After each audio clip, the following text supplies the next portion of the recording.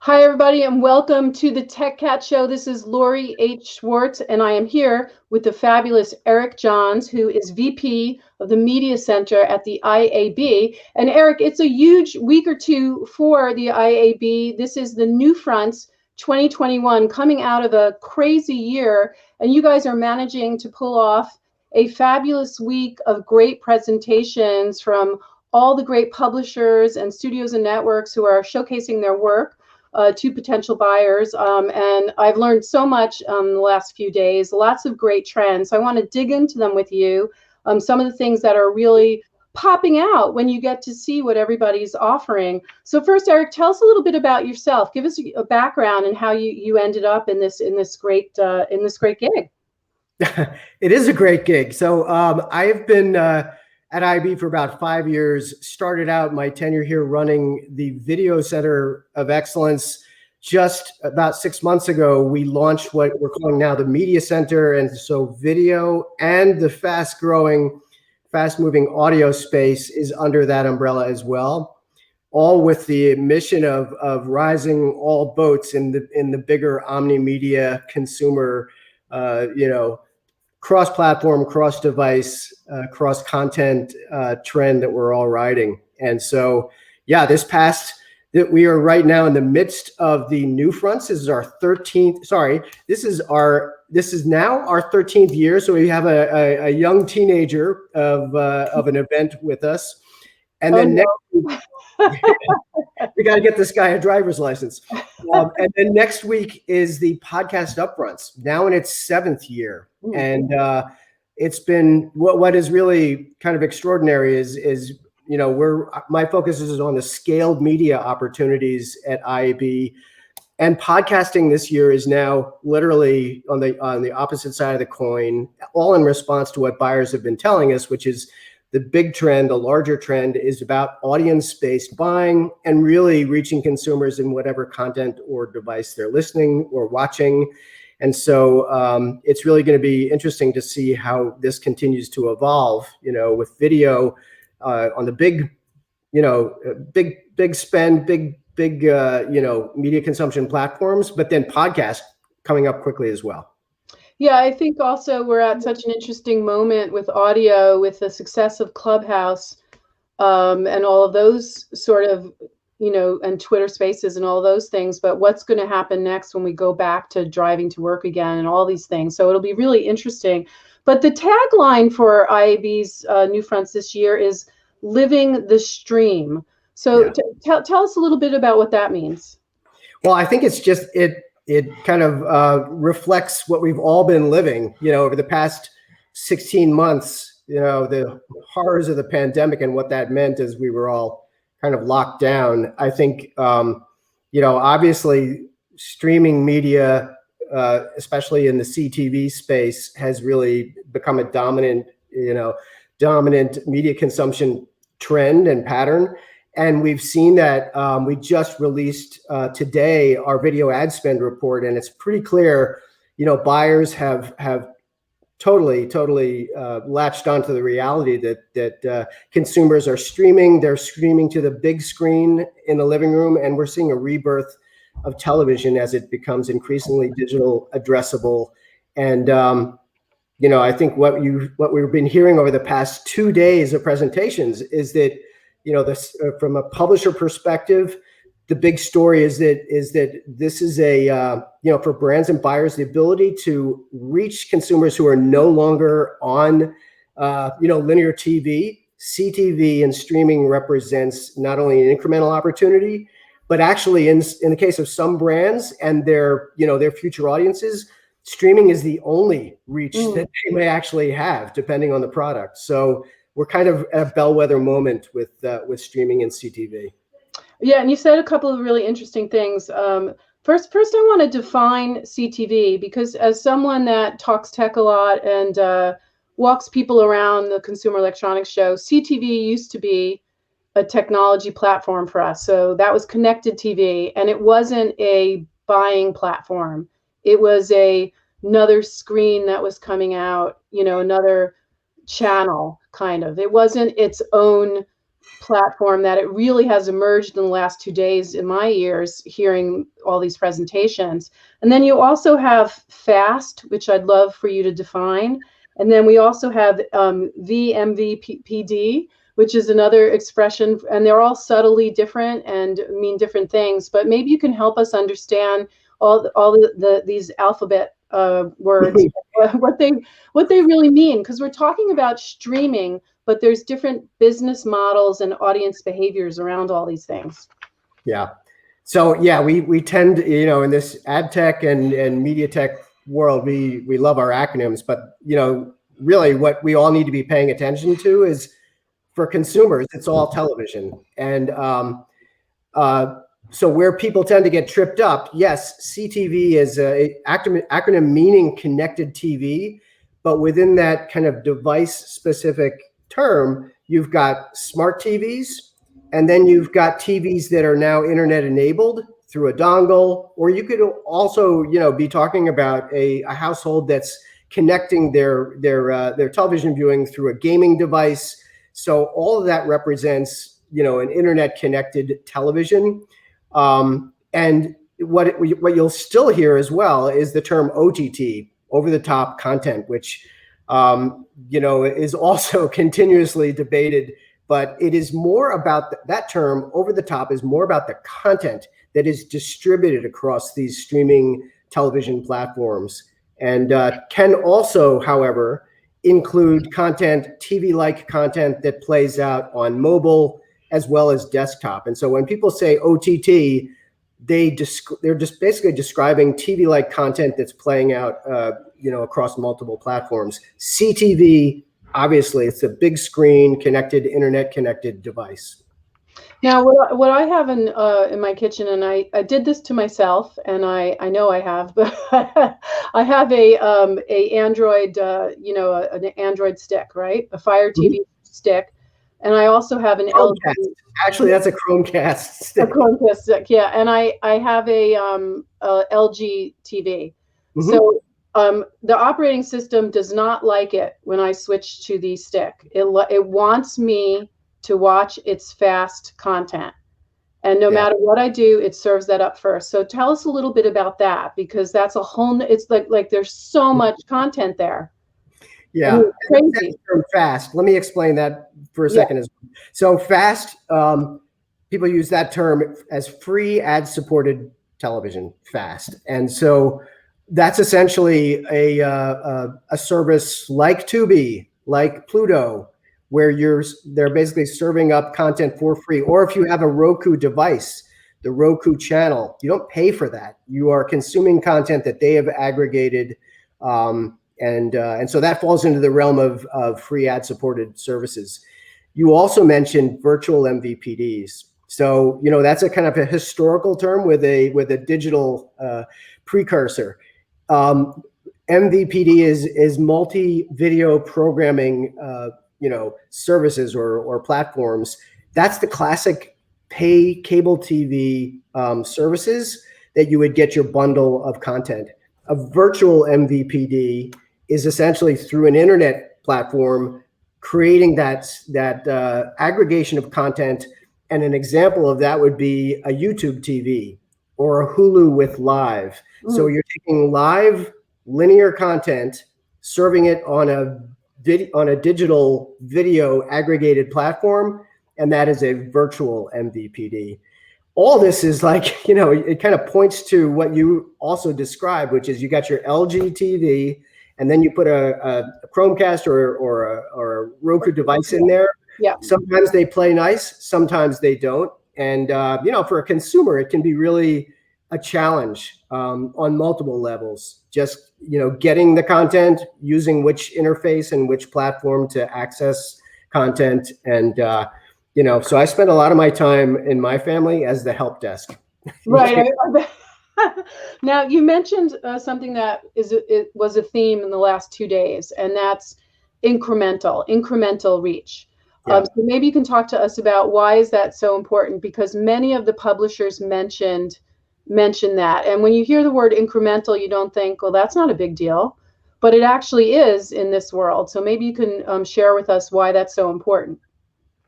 It's huge for brands because they're used to spending and tracking or trying to track the result of every dollar and making sure that wherever it goes, they're trying to avoid duplicative reach. So what is really fascinating about this new form of television, it is purely digital. And so the technology, the ability to understand if you are reaching an audience on this app, in this platform, and watching this content, there is the possibility to actually know that that same consumer already has been reached in a linear program. And some of the platforms, for instance, Roku is offering this, Samsung is offering this, because they can understand what's happening at a device level and at a content level.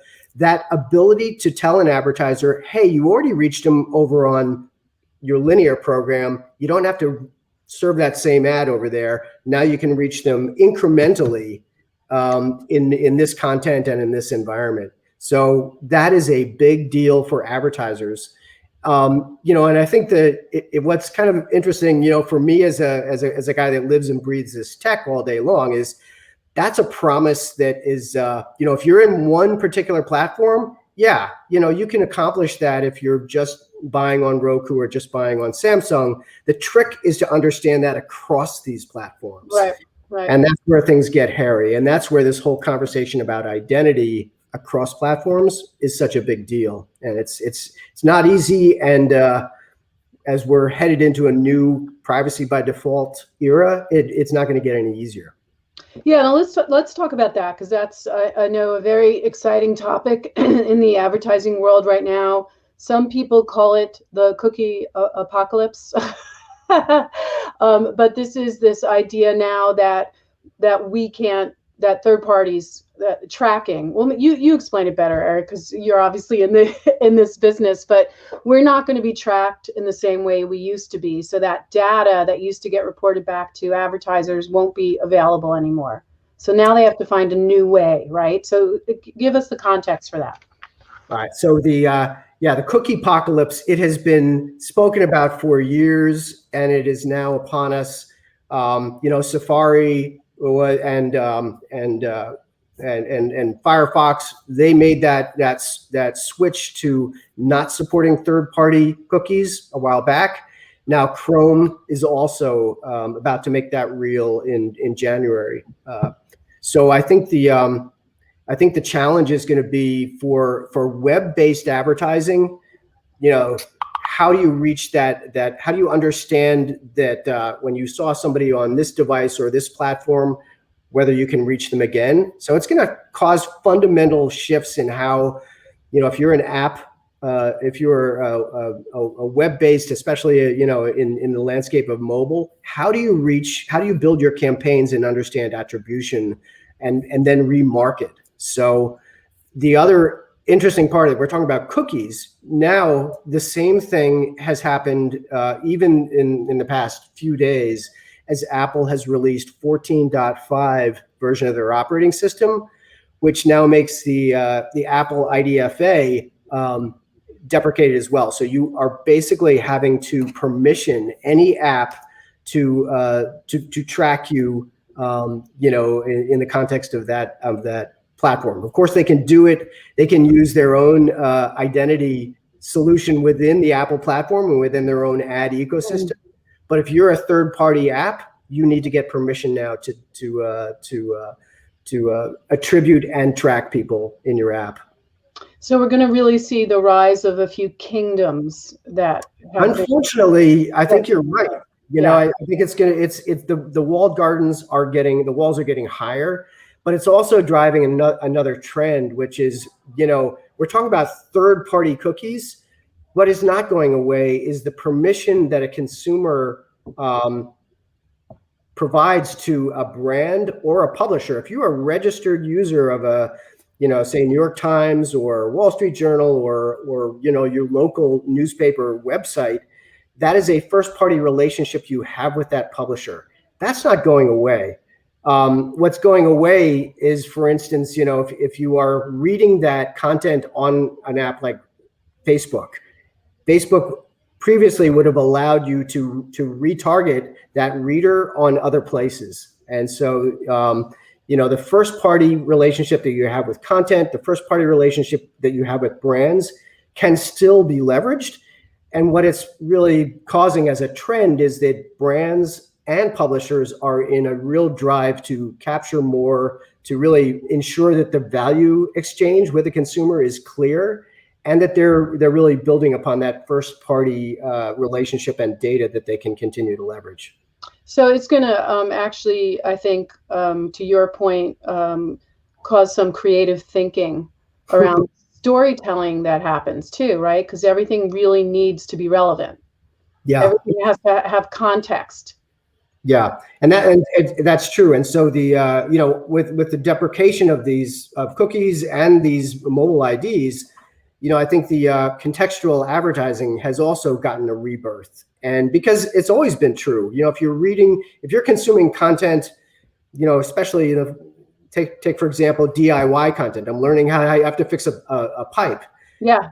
Huge value in having an ad for Lowe's appear while you're consuming that content about how to fix a pipe, or in the context of any content. There's a lot of signal to be provided based on what you're watching, and so brands are really focusing on that. The other thing, and this came out in the video ad spend study that we just and you have a lot of great data points there. So share with us about your study, because that was a mind blow. Yeah, there's a lot of, really suggest everyone go to IAB.com and find the video ad spend study. The other important signal in that report, and this was a survey of brands and buyers and where they're placing their bets, what platforms and formats.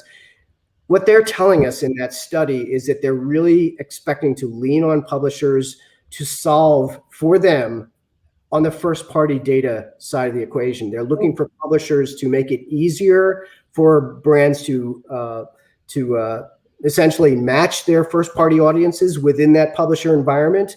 They're looking for publishers to enrich their understanding of their audiences with better use of content data platforms.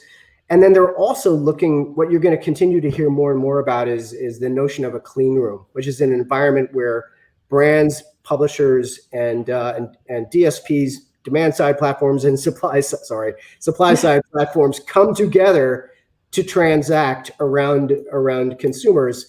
There's going to be everybody in this ecosystem is going to have to increasingly work with those clean room environments to safely and in a privacy invasive way provide the context and at an audience level that brands want.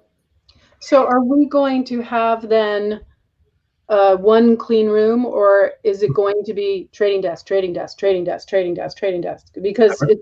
it seemed like just in the presentations we saw, and there's nothing wrong with this, that each one of them was presenting their own solution for that. So yeah, you just kind of nailed it. There's there's a lot of platforms out there with the word one in front of it. I think we need one easy button, but I think the reality is that there is going to be multiple identity management approaches, that's just going to be the reality. And I think the chance or the opportunity, I think, this is something that IAB has been driving a lot with our project ReArc. There is an opportunity to create a common framework for identity that is privacy safe, authenticated by the consumer and managed ultimately by the consumer as well. But that's going to take a lot of hand-holding together between buyers and brands. We're not there yet, but there is a lot of work on that effort. And we could have a whole conversation about that too, around a rating point that works across digital and linear, but we won't go down that. Thank you. Yeah, that's another hole. But so talk to me about some of the points that came out of your report, your video ad spend report. What were the biggest insights for you? Well, I would say, since we're all seeing the rebirth of television in the form of CTV, it was fascinating to see that more than a third, 35% of buyers are expecting to increase their CTV spend in this year of 2021. So that's pretty much a vote of confidence for continuing to reach consumers in this big screen, directly engageable way. I think the other thing is, there's 73% of those CTV buyers are shifting their budgets to CTV out of broadcast and cable. Oh. That's just the reality that, as cable cutting increases and traditional linear continues to decline, where are they going to get that supply? Where are they going to get that inventory and that audience? It has to be in these streaming environments with CTV, as driving the bus. The other kind of big important message was that why CTV is so important for brands. It's brand safe, it's trusted, and that is a big important thing too in a landscape where there's been really some challenges for brands to align themselves with content in a pretty divisive media environment. And so TV feels safe in a lot of ways. And I think I would say too that this is the other fact that this is a bellwether moment is that, we've seen now, just thinking about video advertising overall, what we've now reached is 53% of overall video spend, which includes linear TV, now moving to digital video, which is comprised of mobile, CTV, desktop. 50%. Did you just say 50%? 53%. Wow. So this is kind of this is an important moment and an important stat, because it literally means that, we always talked about convergence. Well, this is the moment where the convergence tips to the digital side. Wow. That's a mind blow, and I do want to go na to a few people I know, but well, it's not like, and at the same time, there is a lot of viewing happening in traditional linear. So it's important for brands and buyers to understand, the power of digital is actually to understand how you can manage across all of this. So the omni-channel story, how you follow that path.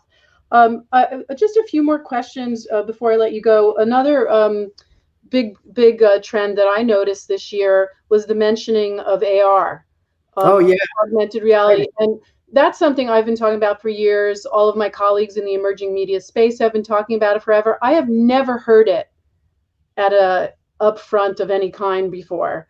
I know they mentioned it last year when Snap sort of lit up their solutions, but this was mentioned by quite a number of the publishers.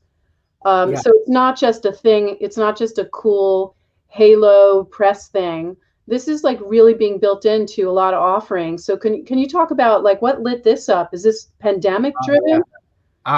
So I would say, AR is the technology that not a lot of people understand, but the fact is it's in all of our pockets. It's just literally every iOS and Android device that you buy today can support AR. And so that's why Snap really put the training wheels on everybody to understand what augmented reality, literally seeing an overlay on top of the built world that turns it into a truly immersive experience. And why this year, people are talking about it a lot, is because this is e-commerce and shoppability have become table stakes. Right.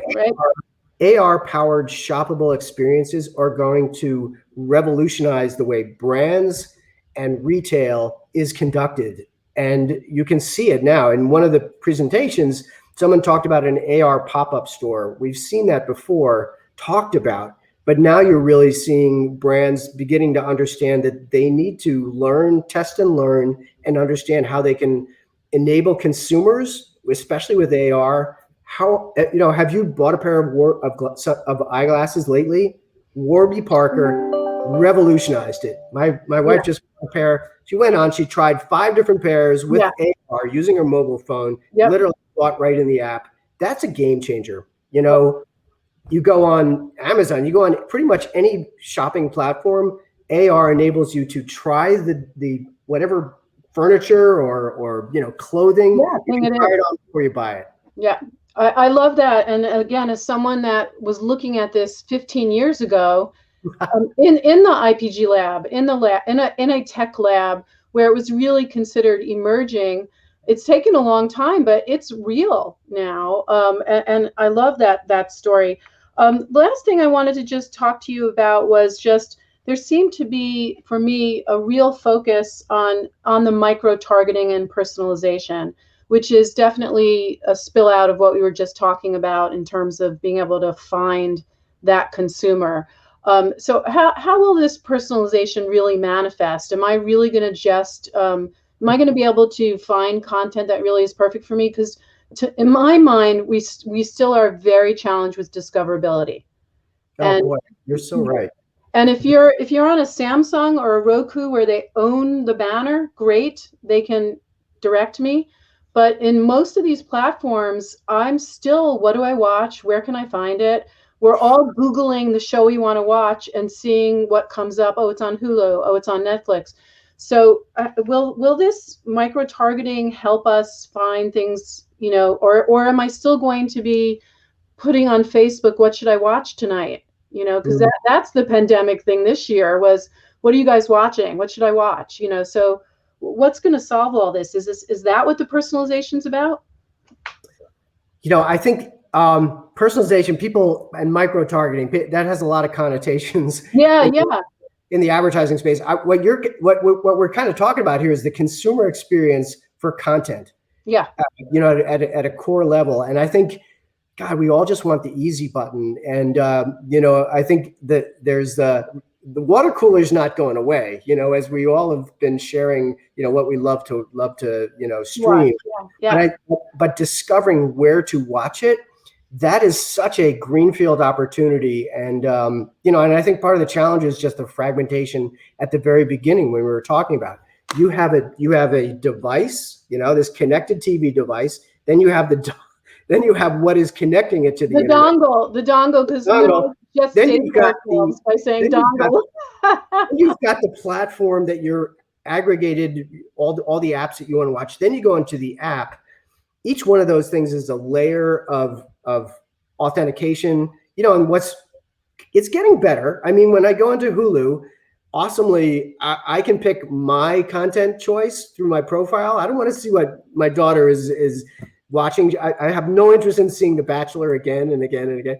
But what is awesome is that is where personalization and content tailored to the actual viewer matters.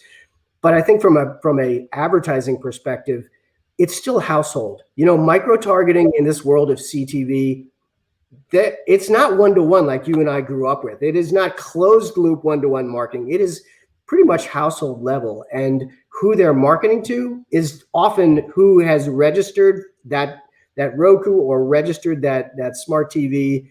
And then if you're lucky and you get into a particular app or a particular, virtual MVPD, some of that tailoring of the ad and content experience should be taking place as well. That's the promise of, the viewer actually informing what they see for both. And like I said, I somewhere else, I was, the days of a dog loving family or a dog owning family still seeing cat food ads, that should go away. We should be able to fix that. And I won't see the same pair of shoes following me for weeks.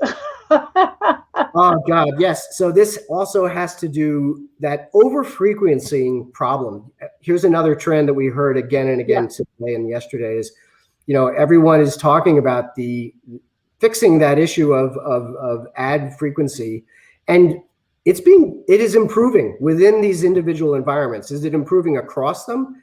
Sometimes yes, but the reality is buyers are having to buy across these different interfaces and platforms, and they don't always talk to each other. So that's where you see a lot of examples of, hey, I bought that impression here. Well, you also bought that impression to that same viewer over there. So that's where, as an industry, we need to make it easier. For sure. I know I could talk to you for a couple more hours, but I have to let you go because it's a busy week for you. Just talk to us a little bit just about the IAB, if people are interested in learning more about the organization and how they can get involved. Yeah, so the IAB is Interactive Advertising Bureau. We've been around since the first days of the banner. We're the Business Association for Digital Media. go to IAB.com. We have a lot of great resources for brands, for buyers and publishers, including the video ad spend report that we talked about today. Just go to IAB.com, search video, and you'll see the Video Center of Excellence, the Audio Center, and my other compatriots at IAB, the Data and Programmatic Center, and the Experience Center that is focused entirely on these new and emerging things like AR and shoppability, et cetera. That's all waiting for you at IAB.com. Please join us as a member if you haven't yet, as a publisher or an agency, and love to see you. And I will say that you guys are also out there fighting the fight to create standards to make it easier for everybody to navigate this space. Exactly. Which is really wonderful. And also just kudos to the event team, because it's a really fun platform you've created. There's a ton of chatter happening in this virtual platform. So who knows if you will completely go live next year, but lots of chatting happening, lots of old friends seeing each other. And then you have a virtual marketplace too, where people can actually, buyers and sellers can get together and actually conduct business. So virtual works, and you guys are really showing us how to do that in a time when selling and buying has to still happen, even if we can't be around each other. And just the last thing, so this is the NewFront. The podcast is next week, and then you're going to be doing more NewFronts in the fall, because I know the sales cycle is 364 days of the week or something. Yeah, no, that's exactly right. The reality is the marketplace has increasingly been forced again by the pandemic, increasingly flexible. We're used to this traditional dance of the spring upfronts, but the reality is that content is always coming online, and publishers have great opportunities they want to present to buyers in the fall in front of the Q3 and Q4 spends. So we're extending the NewFronts into the fall timeframe in September. And so we're looking forward to bringing folks back to hear all that's changed in the 5 months between now and then. And a lot will change, I'm sure. I mean, if anything, we all understand what can happen in 5 months now. Yeah, if you had any doubt. Yes, that's wonderful. Well, Eric John, VP of the Media Center at IAB, thank you so much for taking your time out to talk to me, especially this week, the Digital Upfronts 2021 through the IAB. This is Lori H. Schwartz, your Tech Cat. Thank you so much for talking to us. So interesting, so many great trends and so much great content coming at us. Thank you, Eric. Thanks, Lori. Great to see you.